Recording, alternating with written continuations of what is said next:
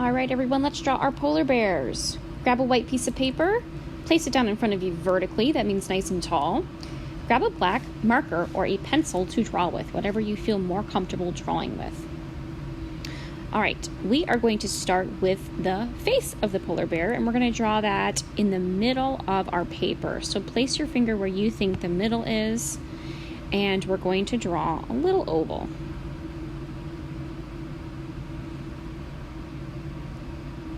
All right, let's draw the polar bear's eyes. 2 little dots on top of that oval.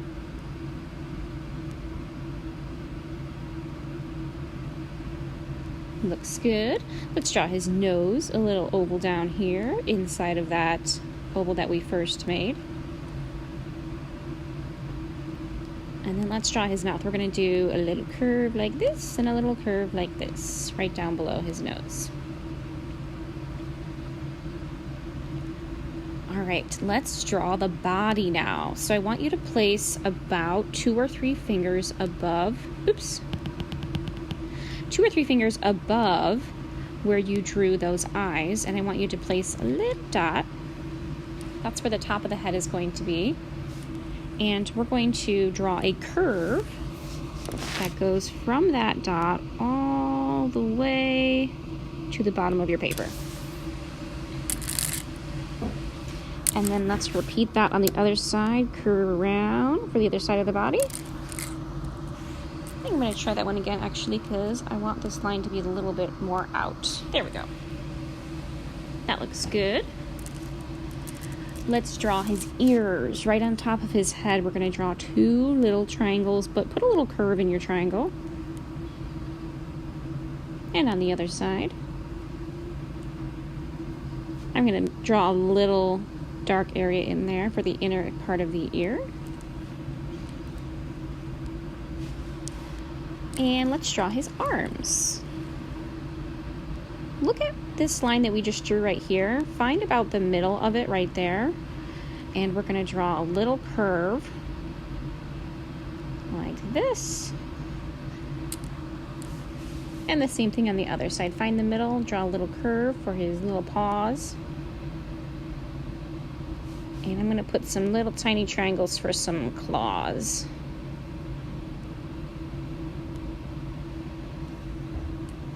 That looks great so far. He looks so cute. Let's add a little bit of texture. You guys know what texture is.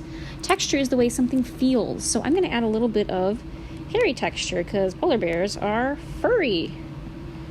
And you don't have to put this everywhere. Just put a little bit around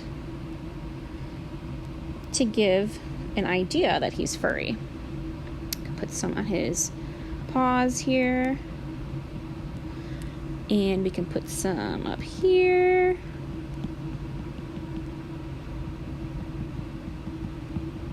And we can put a little bit on top of his head. Oh, he's so cute. I love it.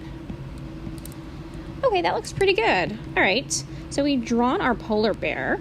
Now, here's the fun part. We're going to draw the background, and we're going to add some color. First, let's draw some lines in the back to show the landscape. We're going to draw some big mountains, snowy mountains. So let's start right above the polar bear's head. We're going to draw some big mountains behind him. Don't run into him. Stop when you get to the top of his head. And then go ahead and make another one that kind of goes off the paper a little bit. Notice how I overlapped right here? And let's draw some wavy lines down below to show that there's more snowy mountain hills going on down here.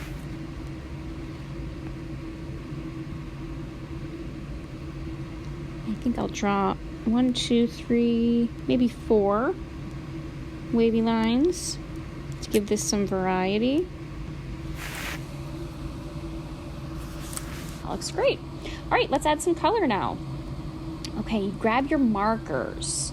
Just like the artist that we saw, Ted Harrison, we're going to add some colors to this background to make this look a little bit more interesting. We're going to add warm and cool colors in different ways. So I think I'm going to start think I'm going to start with my blue, and I'm going to add a little bit of blue to the mountains. And let me grab my marker here. And I think I'll add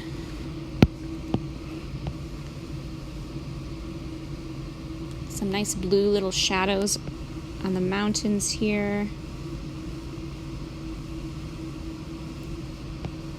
I'm going to try and mix some different types of blues. If you have different types of blues, you can try and mix different blues as well.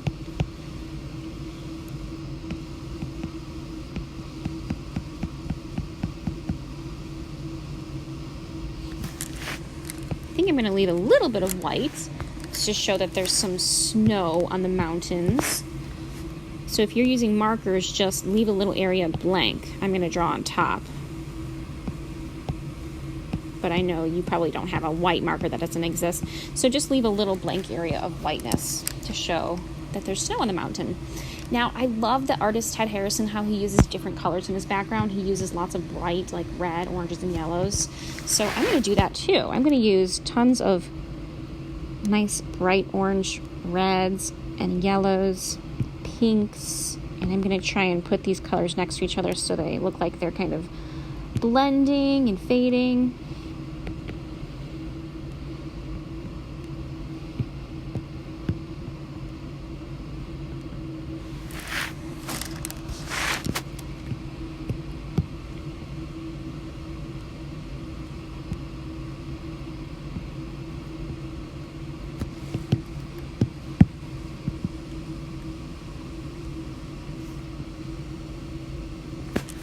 Oh, this is looking really beautiful. I'm going to put some dark blue down here. Maybe there's some water down here that the polar bear is swimming in.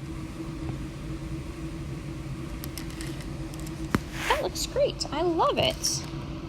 I didn't add any purple. Maybe I'll put some purple in the water too.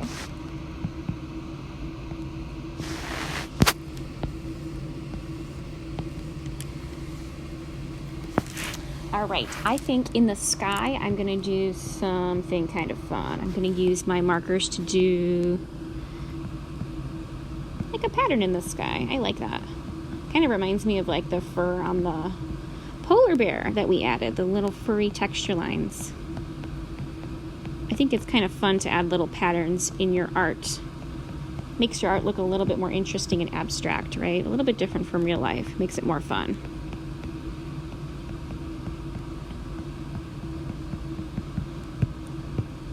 And I'll add a little bit of yellow.